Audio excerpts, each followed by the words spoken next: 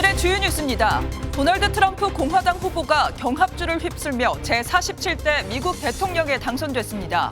4년 만에 백악관에 재입성하는 트럼프는 승리 선언을 통해 미국을 다시 위대하게 만들겠다고 밝혔습니다. 민주당 대선 후보인 카멀라 해리스 부통령이 대선 패배를 공식적으로 인정했습니다. 해리스는 트럼프에게 전화를 걸어 당선을 축하했습니다. 윤석열 대통령이 오늘 오전 10시 용산 대통령실에서 대국민 담화와 기자회견을 진행합니다. 김건희 여사와 명태균 씨 등 최근 논란이 되는 여러 사안에 대해 입장을 밝힐 걸로 보여 주목됩니다.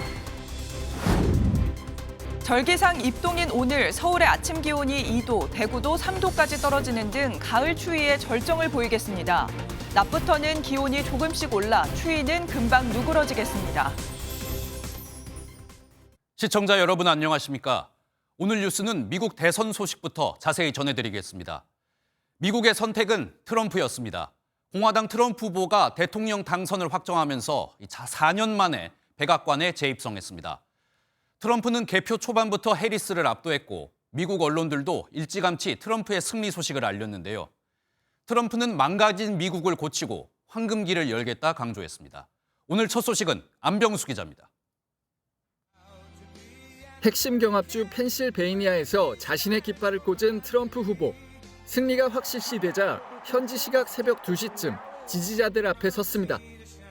약 30분간의 연설에서 미국의 47대 대통령이 돼 영광이라며 전에 없던 정치적 승리라고 의미를 부여했습니다. Political movement of all time. There's never been anything like this in this country. So I want to thank the American people for the extraordinary honor of being elected your 47th president and your 45th president. 번영하는 미국을 만들 때까지 쉬지 않을 거라며 진정한 황금기가 도래할 것이라고 선언했습니다. 바이든 행정부가 망친 미국을 고쳐놓겠다고도 했습니다. 특히 모든 것을 미국 우선주의에 두겠다고 강조했습니다. We're going to fix everything about our country and we made history for a reason tonight and the reason is 트럼프 후보는 강한 군대를 원한다며 곧 전쟁을 끝낼 것이라고도 약속했습니다. 선거 과정에서 언급한 대로 러시아 우크라이나 전쟁과 중동 분쟁이 빠르게 해결되도록 조치하겠다는 겁니다. 자신에 대한 총격 사건을 언급하기도 한 트럼프는 이제 4년간의 분열을 뒤로하고 단결할 때라며 통합을 강조했습니다. MBN 뉴스 안병수입니다. 한편 민주당의 해리스 후보 캠프는 너무 빨리 결정된 패배에 당황하는 분위기가 역력했습니다. 해리스 후보도 갑자기 모든 일정을 취소한 채 모습을 감췄었는데요. 조금 전에 자신의 모교인 하워드 대학교에서 패배를 인정하는 연설을 가지고 있다 합니다. 보도국 연결하겠습니다. 유호정 기자, 해리스 후보 지금 승복 연설 진행 중입니까? 예, 조금 전 12분간의 승복 연설을 마쳤습니다. 현지 시간으로 6일 오후 4시 20분, 우리 시간으로 오전 6시 20분쯤 해리스 후보는 모교인 워싱턴 DC 하워드대에 마련된 연단에 올랐습니다. 비교적 밝은 표정으로 등장한 해리스 후보는 지지자들에게 인사를 건네며 연설을 시작했습니다. 패배를 인정하며 미국 민주주의 기본 원칙은 선거에서 패배하면 결과를 받아들이는 것이라고 강조했고요. 또 미국에서는 대통령이나 정당이 아니라 미국 헌법에 대한 충성심을 가져야 한다고도 했습니다. 4년 전 트럼프 후보의 대선 불복과 사법 리스크를 겨냥한 발언으로 풀이됐습니다. 해리스 후보는 슬프고 실망하는 건 괜찮지만 앞으로가 괜찮을 것이라며 더 나은 세상을 만들기 위한 노력과 싸움을 멈추지 않겠다고 강조했습니다. 미국 여성들이 자신의 몸에 대해 자유롭게 결정할 수 있는 미래를 위한 싸움도 포기하지 않겠다고 했습니다. 이렇게 12분간의 연설을 마친 해리스 후보는 연단에 함께 오른 남편과 함께 무대를 내려갔습니다. 연설에 앞서 해리스 후보는 트럼프 전 대통령에게 전화를 걸어 당선 축하 인사도 전했습니다. 해리스 측 관계자는 평화로운 권력 이양과 모든 미국인을 위한 대통령이 되는 것의 중요성을 얘기했다고 설명했습니다. 지금까지 보도국에서 MBN 뉴스 유호정입니다. 앞서 보신 것처럼 트럼프 후보의 당선은 확정됐지만 미국 일부 지역에선 아직도 개표가 진행 중입니다. 트럼프는 300석 이상의 선거인단을 확보하며 압도적인 승리를 거둘 것으로 보이는데 바이든 대통령을 비롯해 세계 각국 정상들과 전화 통화를 하며 본격적인 당선인 행보를 시작했습니다. 워싱턴 연결해 자세한 소식 알아보겠습니다. 강영구 특파원, 지금 미국에서 선거 개표 아직 진행 중이라면서요. 어디까지 집계가 됐습니까? 네, 그렇습니다. 미국 전역에서 치러진 대선의 개표가 거의 마무리됐고 이 시각 현재 애리조나와 알래스카 등 4개 주만 개표가 막바지 작업 중입니다. 조금 전 집계가 끝난 미시간에서도 승리를 확정지으며 트럼프 후보는 민주당의 옛 강세 지역인 이른바 블루월 3곳을 모두 싹쓸이했습니다. 현재까지 트럼프 후보가 확보한 선거인단은 과반 270명을 훌쩍 넘긴 292명입니다. 남아있는 4개 주에서도 앞서가고 있어 개표가 완료되면 총 312명 정도로 확보할 것으로 예상합니다. 이 수치는 지난 2016년 트럼프 후보가 당시 힐러리 후보를 누르고 당선됐을 때 확보한 304명의 선거인단도 넘어선 셈입니다. 또 전체 일반 득표율에서도 51%를 기록해 해리스 후보의 47.5%를 압도했습니다. 이 같은 압승의 배경에는 라틴계 남성의 급격한 지지 증가를 비롯해 젊은 층과 중도층에서 지지세 확대가 결정적이었다는 평가입니다. 네, 트럼프 후보 이제 당선인 신분이 됐는데 이 바이든 대통령을 비롯해서 세계 각국 정상들과도 전화 통화를 가졌다면서요. 이 소식도 전해주시죠. 네, 트럼프 후보는 조금 전 바이든 대통령과 통화를 마쳤습니다. AP통신에 따르면 바이든 대통령이 전화를 걸어 선거 승리를 축하했고 정권 이양 문제 등을 논의하기 위해 가까운 시일에 백악관으로 초대할 예정이라고 밝혔습니다. 트럼프 후보는 각국 정상들과도 잇따라 통화를 하며 당선인 행보를 이어갔습니다. 친분이 돈독한 것으로 알려진 네타냐후 이스라엘 총리와 당선 확정 직후 약 20분간 통화를 하며 안보 협력과 이란의 위협에 대해 논의했습니다. 미 대선 결과가 확정된 뒤 가장 먼저 통화를 한 세계 정상 중 한 명인 셈입니다. 또 마크롱 프랑스 대통령과도 통화해 우크라이나와 중동 문제에 대해서 약 25분간 논의를 했고 사우디아라비아의 실권자인 무함마드 빈 살만 왕세자 겸 총리도 트럼프 후보와의 통화 사실을 밝혔습니다. 지금까지 워싱턴에서 전해드렸습니다. 4년 만에 다시 백악관으로 돌아가는 트럼프의 이번 대권 도전은 순탄치 않았습니다. 모두가 기억하는 것처럼 유세 도중에 총기 테러를 당했고 상대 후보가 갑자기 해리스로 바뀌면서 한때 전세가 역전되기도 했는데요. 하지만 모든 위기를 돌파하면서 4년 만에 백악관을 탈환하는 데 성공했습니다. 장명훈 기자입니다. 지난 2016년 정치 신인이었던 트럼프 후보는 민주당 거물 정치인 힐러리 클린턴을 꺾는 대파란을 일으키고 백악관에 입성했습니다. I pledge to every citizen of our land that I will be president for all Americans, and this is so important to me. 4년 뒤 재선에 도전했지만 개표 막판 당시 조 바이든 후보에게 경합주를 내주며 결국 고배를 마셨습니다. 당시 트럼프 후보의 불복 선언에 지지자들이 미 의회를 점거하는 초유의 폭동 사태까지 벌어지기도 했습니다. 이번 대선도 가시밭길이었습니다. 지난 7월 펜실베이니아 유세 연설을 하던 트럼프 후보가 총기 공격을 받은 충격적인 일까지 벌어졌습니다. 피격 이후에 곧바로 손을 불끈 쥐고 일어서 보수 지지층 결집의 중대 기점이 됐다는 분석이 많았습니다. And they thought it was over. They thought it was over when I went down because they saw the blood immediately. And then when I put the hand up, everybody was happy. 조 바이든 대통령의 후보 사퇴와 이를 대신한 젊은 피 해리스 후보의 상승세에 고전을 면치 못할 것이란 관측도 많았습니다. 온갖 악재를 뚫어낸 절치부심의 트럼프 후보가 4년 만에 다시 백악관의 주인이 됐습니다. MBN 뉴스 장명훈입니다. 트럼프 후보가 당선되면서 당장 우리 한반도를 둘러싼 안보 지형에도 큰 변화가 예상됩니다. 특히 우리나라 입장에선 주한미군의 방위비 분담금 문제가 가장 큰 부담인데요.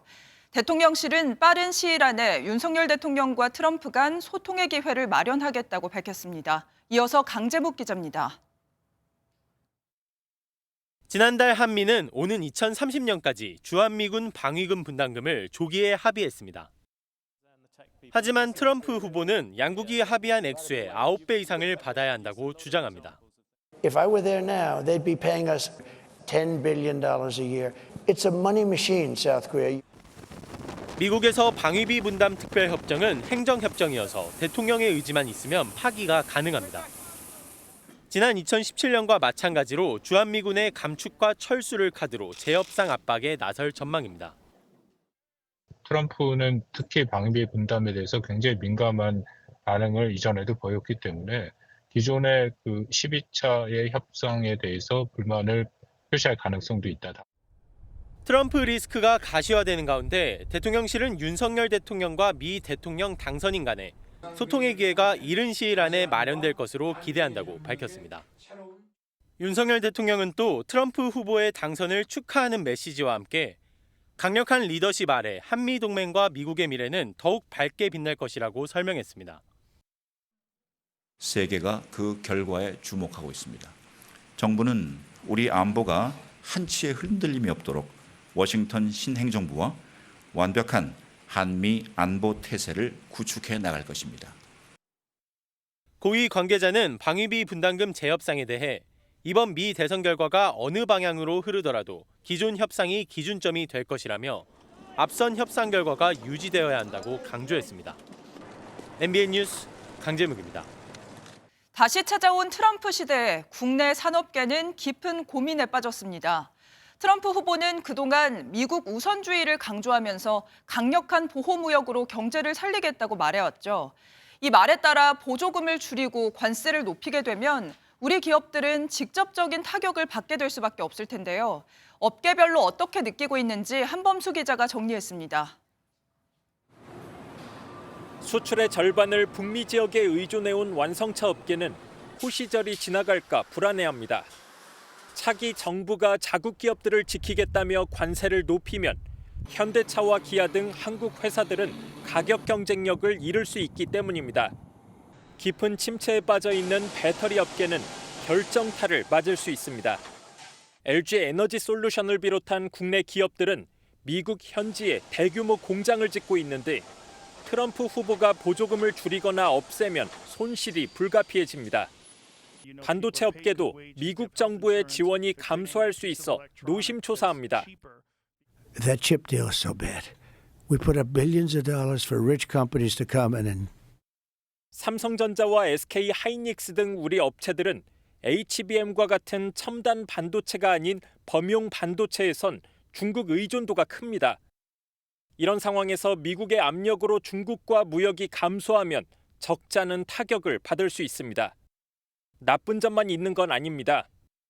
미국이 중국에 대한 수출 통제를 강화하면 중국 기업과 경쟁하고 있는 우리 반도체, 배터리 기업들에 유리합니다. 미국 내에서 천연가스와 원자력 에너지가 강조되면서 조선업과 원자력 업계에 새로운 기회가 열릴 수 있고 우크라이나 전쟁이 조기에 끝나면 건설사들이 재건 사업 수혜를 누리게 될 가능성도 있습니다. MBN 뉴스 한범수입니다.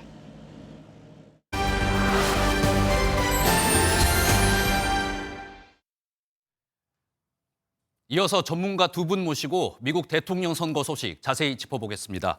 정한범 한국국제정치학회 부회장님 그리고 국제부 이규옥 기자 나와 있습니다. 어서 오십시오. 예, 안녕하세요. 어서 오십시오. 일단 먼저 이규옥 기자, 개표가 일단 거의 진행이 되고 있는데 마지막까지 이제 다다른 것 같습니다. 일단 개표 결과, 선거 결과부터 짚어주시죠. 예, 당초에는 좀 더 시간이 걸릴 거라는 관측이 우세했었는데 지금 보면 결과는 생각보다 좀 빨리 나온 것 같습니다. 네. 전통의 민주공화 강세 지역이 가지고 있는 선거인단 숫자를 반영하면 해리스 226명, 트럼프가 219명을 이미 확보해 놓은 상황이었는데요. 매직 넘버까지 해리스가 44명, 트럼프가 51명이 더 필요한 상황이었던 거죠. 그런데 트럼프 후보가 노스캐롤라이나에 이어서 조지아에서도 승리하고 최대 격전지로 관심을 모았던 펜실베이니아에서도 승기를 잡으면서 윤곽이 빨리 나왔습니다. 노스캐롤라이나, 조지아, 펜실베이니아 승리 조합은 트럼프 캠프가 기대하던 최단거리 승리 공식이었습니다. 이 세 개 주 선거인단을 모두 가져오면 딱 매직 넘버에 도달하거든요.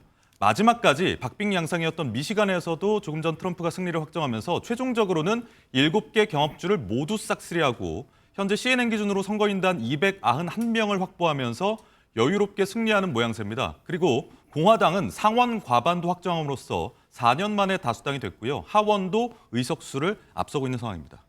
네, 말씀 잘 들었습니다. 부회장님, 일단은 뭐 이규옥 기자 이야기 들어보면 트럼프 후보가 경합주 7개를 모두 싹쓸이한 모습입니다. 그중에서도 아무래도 펜실베니아 승부가 좀 중요했을 것 같은데 어떻게 보셨습니까? 예, 사실 어제 이제 선거 결과가 나오기 전에 많은 사람들의 예측은 이 선거가 굉장히 팽팽하게 갈 것이다. 그렇습니다. 뭐 오히려 해리스 후보가 고정표에서는 좀 더 앞서고 있는 것 아니냐 이런 생각을 했고요. 그래서 이제 결국 그 경합주 7개 주에서 모든 승패가 날 것인데 네. 경합주 중에서도 미시간이라든지 위스콘신 같은 경우는 민주당이 굉장히 좀 유리한 것으로 봤고요. 불과 투표 하루 이틀 전만 하더라도 그쪽이 완전히 민주당 쪽으로 넘어간 여론조사들이 이제 많이 나왔습니다. 예. 그리고 이제 나머지 경합주에서도 해리스 후보가 트럼프 후보보다는 좀 앞서가는 상황이었기 때문에요. 사실 이제 그런 상황이었다면 펜실베니아가 최종적인 키를 가지고 있다. 이렇게 보고 있었거든요. 예. 그런데 의외로 지금 이제 선거 결과가 트럼프 쪽으로 다 넘어간 것 같습니다. 네, 알겠습니다.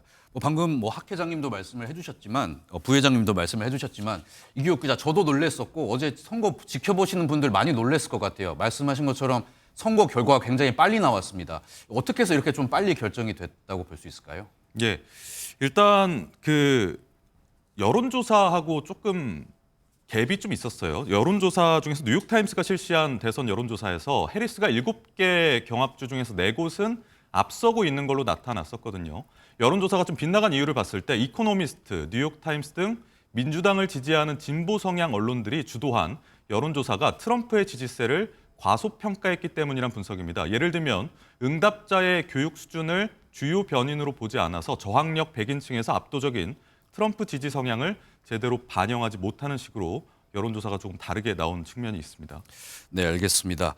예, 부회장님, 그리고 이제 경합주 표심 같은 경우에 막판까지 아까 말씀하셨던 것처럼 많은 좀 변수들이 있었는데 경합주를 모두 싹쓸이를 지금 트럼프가 한 것 같습니다.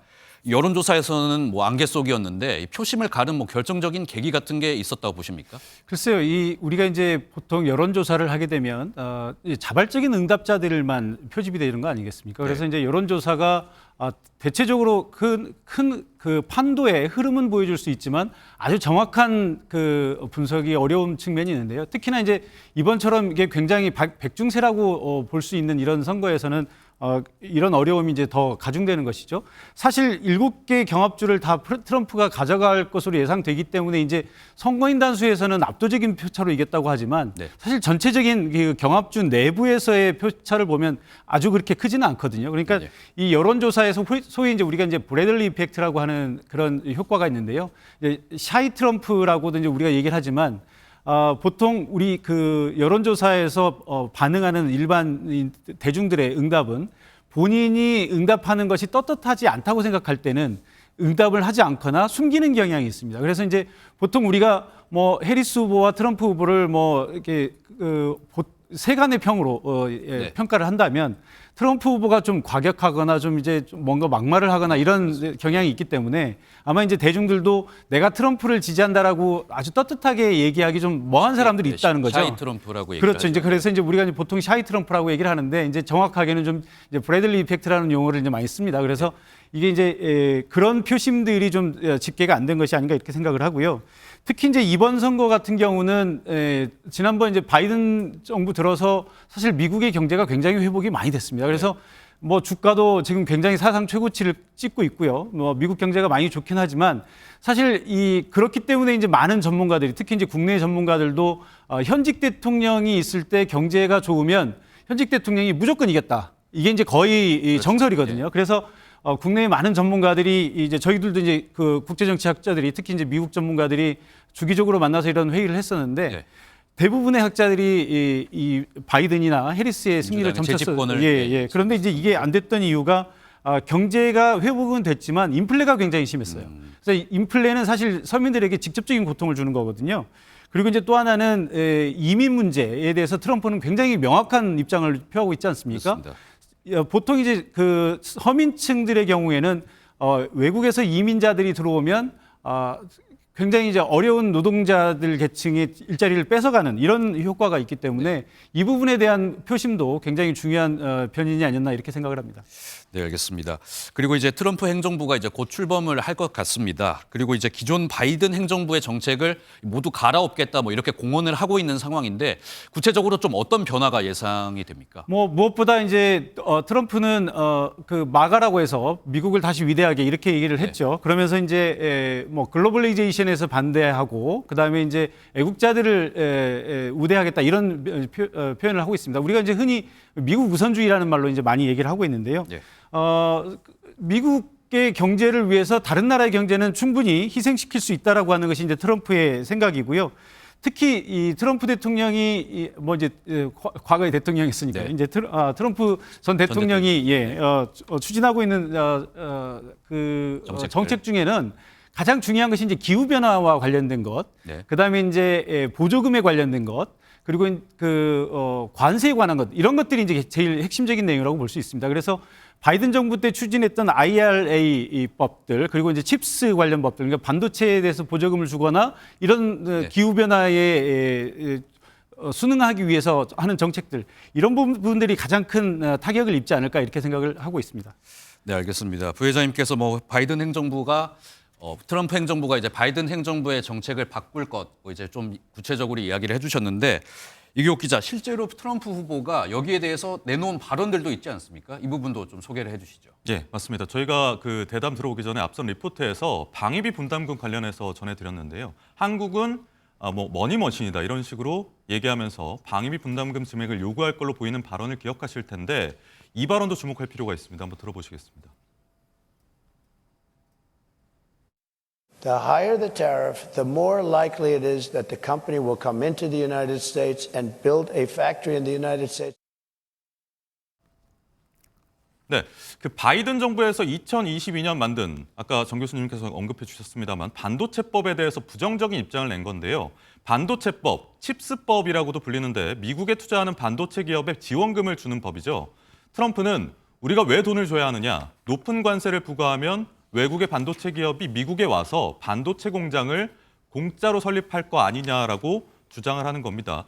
삼성전자, SK하이닉스는 미국 정부의 보조금을 전제로 해서 투자를 진행 중이거나 검토 중인 상황이라서 변수에 맞닥뜨린 셈입니다. 네, 우리 뭐 기업들의 어떤 상황도 이제 급변하고 있는데 좀 대응을 잘 해야 될 것 같다 이런 생각이 듭니다. 학 회장님 그리고 부회장님 그리고 이제 그 윤석열 대통령도 트럼프 이제 당선인에게 축하 메시지를 보냈지 않습니까? 이제 우리 정부의 어떤 스탠스, 트럼프 2기 정부에 좀 맞춰야 되는 이런 상황이 펼쳐질 것 같은데 이 대북 정책은 어떤 변화가 예상이 되고 있습니까?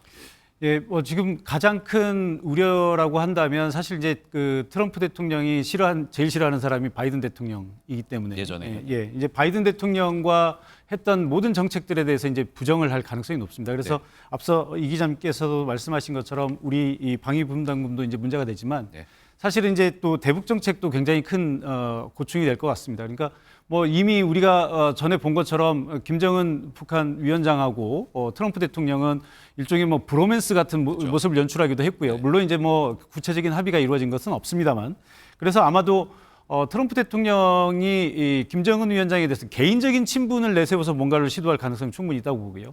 그다음에 이제 북한 김정은 위원장도 그동안 쭉 바이든 정부 내내 취해온 스탠스를 보면 트럼프 대통령에게 대해서 어떤 우호적인 이런 표현들을 좀 많이 했거든요. 아마 트럼프 대통령이 지금 당장 러시아나 중국을 상대로 뭔가 큰 성과를 내기는 어려운 상황이고요. 그렇다고 본다면 북한을 상대로 해서 어떤 또 보여주기식 어떤 업적을 만들어내려고 하지 않을까 이런 예상을 충분히 해볼 수 있을 것 같습니다. 그렇다고 본다면 이제 트럼프 대통령과 김정은 위원장이 만나는 모습들이 또 이제 연출이 될 수도 있을 텐데요.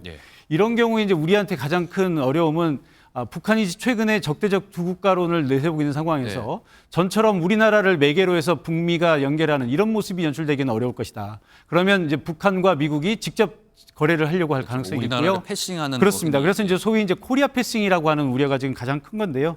이 부분에 대해서 우리 정부가 아무래도 미국 또 이제 트럼프 당선인과 좀 긴밀히 소통해야 될 필요가 있지 않을까 이렇게 생각을 합니다. 네, 말씀 잘 들었습니다.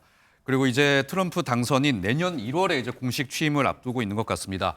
앞으로 이제 뭐 구체적인 일정들이 나왔을 텐데 이규옥 기자가 한번 짚어주시죠. 예, 일단은 각 주에서 개표 결과를 확정해 줘야 됩니다. 지금 개표가 거의 다 된 주도 있긴 하지만 서부주의 경우에는 개표를 조금 더 해야 되는 주들도 있기 때문에 개표 결과를 주별로 확정이 좀 돼야 되고요. 그러고 나면 12월 11일에 주별로 배정된 선거인단 수에 맞춰서 선거인단 명부가 확정됩니다. 그리고 형식적이긴 하지만 미국이 선거인단을 통한 일종의 간접 선거제를 택하고 있지 않습니까? 그래서 12월 17일에 이 선거인단이 투표를 하고요. 그 다음에죠. 1월 6일에 상하원이 선거 결과를 인준하는데 이 인준 결과를 현직 부통령이 해리스 지금 후보가 되겠죠. 해리스 부통령이 현직 부통령이기 때문에 대통령과 부통령 당선인이 누구인지 선언을 하게 돼 있어서 해리스 후보가 이때 역할을 해줘야 하고요. 그리고 대망의 1월 20일 날에 트럼프 취임식이 열릴 걸로 보입니다.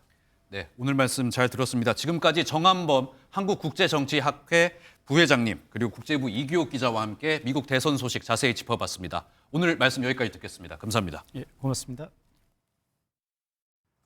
재집권에 성공한 트럼프 후보의 러닝메이트인 제이디 벤스 부통령 후보에 대한 관심도 커지고 있습니다. 벤스는 러스트벨트의 흑수저 출신으로 선거 기간 내내 트럼프의 발언과 정책을 해명하면서 최고 설명자라는 별명을 얻었는데요. 초선 상원의원에서 역대 세 번째로 젊은 부통령에 오르게 됐습니다. 이상엽 기자입니다. 40살 제이디 벤스 상원의원은 1952년 이래 최연소, 미국 역사 전체로 보면 세 번째로 젊은 부통령에 오르게 됩니다. Mr. President, I appreciate you allowing me to join you on this incredible journey. I thank you for the trust that you placed in me. And I think that we just witnessed the greatest political comeback in the history of the United States of America. 벤스는 가난한 집안에서 예일대 로스쿨에 진학해 자수성가한 아메리칸 드림의 산증인입니다. 2016년에 자신의 경험을 토대로 가난한 백인 노동자 계층의 애환과 가난이 되물림되는 이유를 담은 회고록 힐빌리의 노래를 내면서 유명세를 얻게 됩니다. 정계 입문 전에는 미국의 히틀러라며 트럼프 대통령을 비난했지만 정계에 진출하자 열렬한 트럼프 옹호자로 변모했습니다. 이제는 미국을 다시 위대하게, 일명 마가로 불리는 트럼프의 이념과 정치 기반을 물려받을 후계자로 성장했습니다. The greatest political comeback in American history. We're going to lead the greatest economic comeback in American history under Donald Trump's leadership. 벤스는 선거운동 기간 동안 트럼프의 논란이 된 발언들을 해명하면서 최고 설명 책임자라는 별명을 얻었습니다. 벤스는 트럼프 행정부가 시작되면 미국의 보호주의 무역 정책을 관철하는데 적극적인 행보를 보일 것으로 예상됩니다. MBN 뉴스 이상엽입니다. 이번 대선과 함께 연방 상원의원 선거도 함께 치러졌는데요. 한국계로는 처음으로 미국 연방 상원의원의 도전장을 낸 앤디 김 후보가 뉴저지주에서 상원의원에 당선됐습니다. 120년이 넘는 재미교포 역사에서 한국계 미국인이 상원에 입성한 건 이번이 처음입니다. 미국 동부 지역 전체에서도 아시아계로는 처음입니다. 보도에 현지호 기자입니다. 뉴저지주 연방 상원의원 선거에서 한국계 미국인 앤디 김 후보가 당선됐습니다. 한국계가 연방 상원의원에 선출된 건 재미교포 120년 역사상 처음입니다. 김 당선인은 선거일은 결승선이 아닌 시작이라며 겸손하게 준비하겠다고 밝혔습니다. I just have to say how incredible of an experience this is. And I want to ask you, are you proud of what we built? 뉴저지주에서 민주당 소속으로 3선 연방 하원의원을 지낸 김 당선인은 미국 정치계에서 승부사로 불립니다. 2009년 이라크 전문가로 국무부에 입성한 뒤 국방부와 백악관 국가안보회의에서 이라크 담당 보좌관으로 일하며 순위파 무장조직 IS 격퇴에 힘을 보태기도 했습니다. 2018년 중간선거에서 백인이 많고 아시아계가 적은 뉴저지주에 출마해 아시아계 최초로 연방의원에 당선됐고 2022년까지 내리 3선을 지냈습니다. 2021년 1월 트럼프 전 대통령 지지자들이 대선 패배에 불복해 의회에 난입해 난동을 부린 사건 당시 혼자서 쓰레기를 치우는 모습이 카메라에 포착돼 화제가 되기도 했습니다. 한국계 미국인의 첫 연방 상원 입성으로 미국 내 한인사회 자부심이 커지는 한편 위상도 높아질 것으로 예상됩니다. 대통령실은 한국 동포사회에 영감이 되고 있다며 SNS를 통해 축하 메시지를 전했습니다. MBN 뉴스 현주입니다. 정치권 소식입니다. 오늘 오전 10시 용산 대통령실에서 윤석열 대통령의 대국민 담화 발표와 기자회견이 열립니다. 이번엔 담화 길이도 줄어들고 담화 발표도 기자회견장에서 진행할 것으로 보이는데요. 하고 싶은 말은 줄이고 대신 국민들이 듣고 싶은 이야기에 집중하겠다는 의도입니다. 기자회견을 하루 앞둔 윤석열 대통령은 발언 내용과 수위를 마지막까지 고심한 것으로 전해졌습니다. 먼저 전정인 기자입니다. 윤석열 대통령은 기자회견을 하루 앞두고 강원도를 찾았습니다. 지방자치 및 균형발전의 날 기념식과 중앙지방협력회의를 잇따라 참석하며 예정된 일정을 소화했습니다. 정부는 2027년까지 1조 원 규모의 벤처 펀드를 조성해서 비수도권 창업 기업에 적극 투자하겠습니다. 외부 일정을 모두 마친 윤 대통령은 곧바로 대통령실로 복귀해 참모들과 기자회견 준비에 매진했습니다. 이번 기자회견은 지난번과 마찬가지로 대통령의 대국민 담화 후 기자들과 질의응답을 이어갑니다. 다만 이번에는 담화를 집무실이 아닌 기자회견장에서 하고 길이도 이전보다는 줄 것으로 예상됩니다. 담화보다는 질의응답에 더 집중하겠다는 겁니다. 특히 질문의 주제나 횟수, 시간에 제한을 두지 않는 끝장 기자회견이 될 전망입니다. 윤 대통령은 모든 질문에 대해 진솔하고 소상하게 답한다는 방침으로 기자회견을 준비하고 있는 것으로 알려졌습니다. 특히 김건희 여사 문제와 명태균 씨 논란 등에 대해서도 직접 입장을 밝힐 것으로 예상됩니다. 다만 그 해법과 수위를 놓고는 막판까지 고심할 것으로 보입니다. MBN 뉴스 전정인입니다. 기자회견을 앞둔 대통령실은 분주한 모습입니다. 윤석열 대통령과 함께 기자회견을 준비한 참모진들은 이 대통령의 표현이나 예민한 문구를 집중 점검한 것으로 전해졌는데요. 특히 특정 이슈에 대해서 법적인 문제는 없다 같은 이 법조인, 법률가 방식의 대응을 이번만큼엔 최대한 자제하겠다는 분위기입니다. 이어서 김도영 기자입니다. 대통령실은 이번 기자회견에서 국민들에게 조금 더 진솔하게 다가갈 수 있는 방안을 집중적으로 점검하는 것으로 전해졌습니다. 그동안 윤석열 대통령은 김건희 여사 특검과 관련해선 법적 절차를 강조해 왔습니다. 특검이라고 하는 것은 일단 정해진 검, 경, 공수처 이런 기관의 수사가 봐주기나 부실 의혹이 있을 때 하는 것입니다. 대통령실에선 이번엔 이 같은 법률가적인 대응은 되도록 자제해야 한다는 분위기가 감지됩니다. 대통령실 고위 관계자는 특정 이슈에 대해 검찰 조사가 충분히 이루어졌다는 접근은 되도록 피해야 한다고 말했습니다. 개혁엔 저항이 따른다와 같은 다소 강한 표현도 수위 조절이 필요하다는 의견도 나오는 것으로 알려졌습니다. 자칫 기자회견 결과가 오히려 불통으로 비쳐 반감을 사면 안 된다는 취지로 해석됩니다. 대통령실 참모들은 기자회견과 관련해 당내 의원들을 비롯해 다양한 곳에서 자문을 폭넓게 구하는 것으로 알려졌습니다. 윤 대통령은 취합된 의견을 듣고 최종 발언 수위와 문구를 정할 것으로 전망됩니다. MBN 뉴스 김도형입니다. 한편 윤석열 대통령의 기자회견을 지켜보는 국민의힘도 대통령의 발언 수위에 촉각을 곤두세우고 있습니다. 가장 신경 쓰는 부분은 아무래도 김건희 여사 문제에 대한 대통령의 입장 발표일 텐데요. 친한계 일부에선 김건희 여사에 대한 검찰 수사 내용이 담겨야 한다는 목소리도 나왔습니다. 국민의힘 상황은 김지영 기자가 취재했습니다. 대통령의 기자회견이 민심 회복의 마지막 기회라는 당내 공감대는 이미 형성됐습니다. 그 핵심에 있는 건 김건희 여사 문제입니다. 윤 대통령이 김 여사와 관련해 국민이 공감할 만한 입장 표명을 해야 한다는 데는 이견이 없지만 발언 수위를 놓고는 온도차가 있습니다.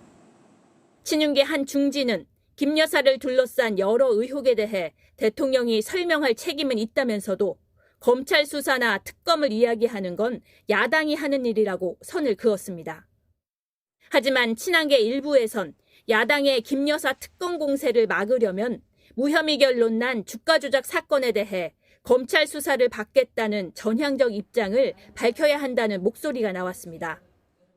김건희 여사 수사 관련 내용도 좀 담화문에 담겨야 한다고 보세요? 저는 그게 담겼으면 좋겠는데 좀 더 솔직하고 그리고 정직한 기자회견, 담화문 발표가 됐으면 좋겠거든요. 양측 모두 특검은 막아야 한다는 입장이지만 해법을 두고는 다른 목소리를 낸 겁니다. 민주당은 오는 14일 국회 본회의에서 김건희 특검법을 처리하고 대통령이 거부권을 행사하면 28일 재표결한다는 계획을 세웠습니다. 윤 대통령이 김 여사 문제를 어떻게 처리하느냐에 따라 특검법 부결 마지노선인 8표의 향방이 결정될 수 있다는 관측입니다. MBN 뉴스 김지영입니다. 계속되고 있는 북한의 미사일 도발, 저희가 몇 차례 속보로 전해드리기도 했는데요. 북한의 이런 미사일 도발에 대응해 우리 군이 미사일을 요격하는 실사격 훈련을 실시했습니다. 권용범 기자가 보도합니다. 북한의 탄도미사일을 가정한 표적기가 발사 직후 빠른 속도로 날아갑니다. 사이렌이 울리자마자 달려나온 작전 요원들이 신속하게 준비와 점검을 마친 뒤 발사 버튼을 누릅니다. 발사전! 발사! 지대공 유도탄 천공2가 연기를 내뿜으며 힘차게 하늘로 솟구치더니 표적기를 성공적으로 격추합니다. 고도 30에서 40km에서 북한의 미사일을 요격할 수 있는 천공2는 우리 군 미사일 방어 체계의 핵심 자산입니다. 곧이어 패트리어트 지대공 유도탄도 또 다른 북한의 탄도미사일 표적기를 공중에서 한 번에 요격합니다. 이번 실사격엔 천공2와 패트리어트를 운용하는 공군 미사일 사령부 예하부대가 참가했습니다.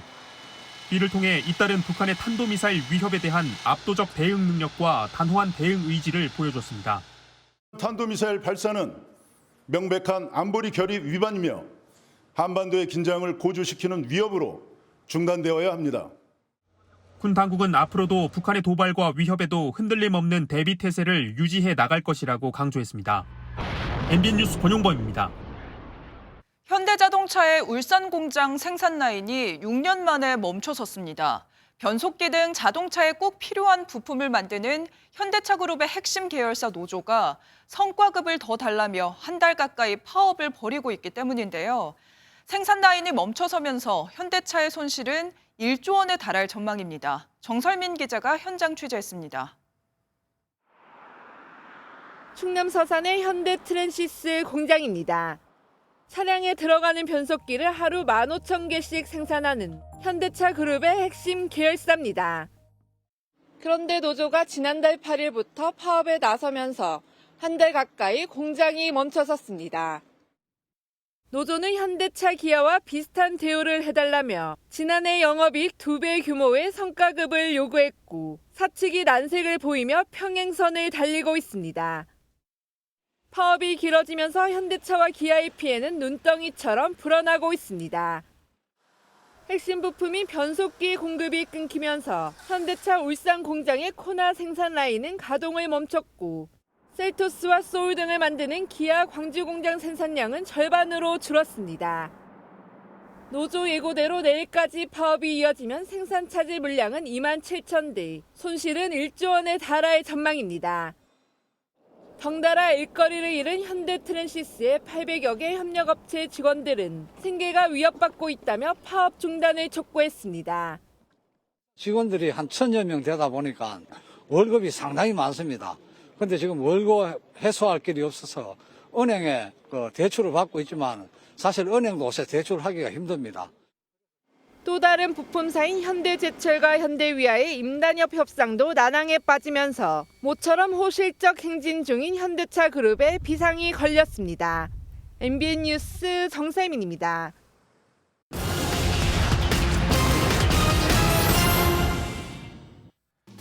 카카오 모빌리티의 매출 부풀리기 의혹에 대해 금융당국이 중징계를 내렸습니다. 카카오 모빌리티는 가맹 택시 사업을 하면서 이중 계약을 설계해 이른바 매출을 뻥튀기 했다는 의혹을 받아왔는데 총 41억 4천만 원의 과징금을 물게 됐습니다. 카카오 모빌리티 측은 무거운 마음으로 금융당국 결정을 받아들이겠다고 밝혔습니다. 다음 달부터 수도권 아파트를 대상으로 한 디딤돌 대출의 한도가 줄어들 것으로 보입니다. 서울의 대출 금액이 지금보다 5,500만 원 줄어들고 경기도는 4,800만 원이 줄어드는데요.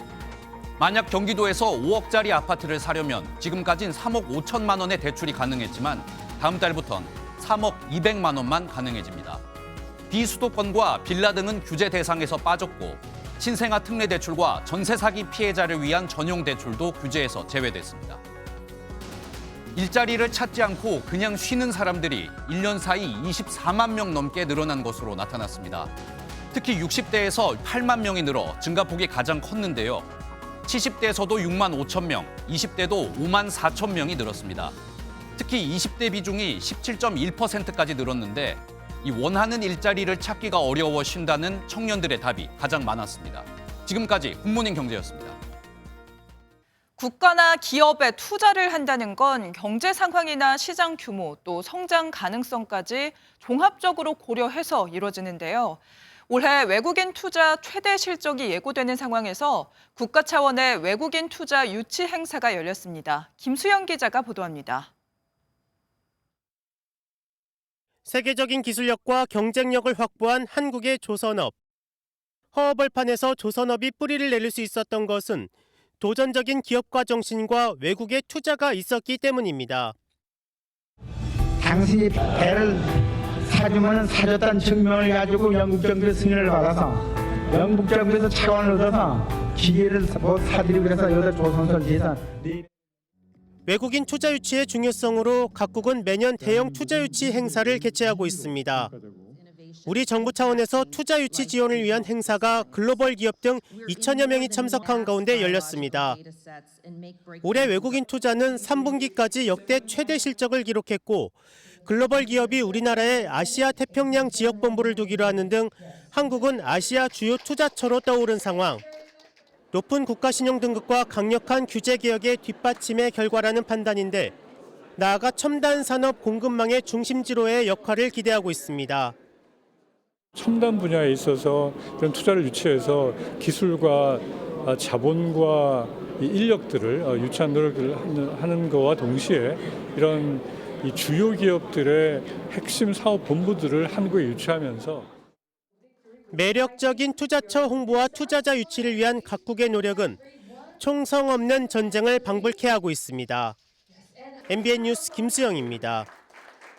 오늘은 겨울의 시작을 알리는 절기 입동입니다.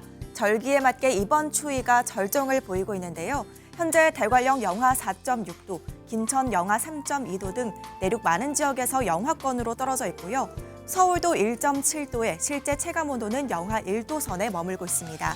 이렇게 기온이 큰 폭으로 떨어지면서 서울에서는 첫 얼음도 관측됐습니다. 그래도 오늘 낮에는 서울이 14도까지 오르면서 어제보다 높겠고요. 내일은 낮 기온이 더 올라서 평년보다 온화하겠습니다.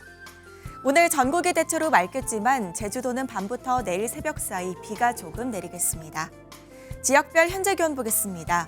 춘천 영하 1.6도, 대전 0.7도, 대구는 1.6도로 어제 아침보다 1도에서 5도 정도 낮은 기온 보이고 있습니다. 한낮에는 서울 14도, 대전 16도, 부산은 19도까지 오르면서 어제보다 1도에서 3도 정도 높겠습니다. 당분간 전국이 대체로 맑은 가운데 일교차가 크게 벌어지겠습니다. 날씨였습니다. 목요일 아침 굿모닝 MBN 마치겠습니다. 저희는 내일 아침 7시에 다시 찾아뵙겠습니다. 오늘도 좋은 하루 보내세요. 고맙습니다.